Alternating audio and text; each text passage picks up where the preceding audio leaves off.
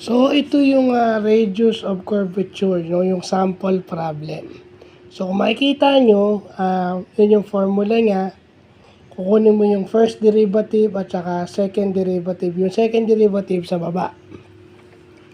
So, kukunin mo lang yung by power rule. Power rule and then chain rule. Kasi naka-squared siya at saka naka-raise sa 3 halves. So, square mo muna siya and then chain rule. Then, i-multiply mo dun sa preceding number. So, parang ganun yung lumalabas.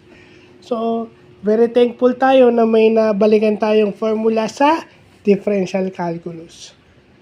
No? Radius of curvature. Importante yan eh. Yan ang magde-determine ng kung calculus ang gagamitin mo, eto, kasi nakuha na natin yung pinaka-formula nun. So, ito yung calculus formula.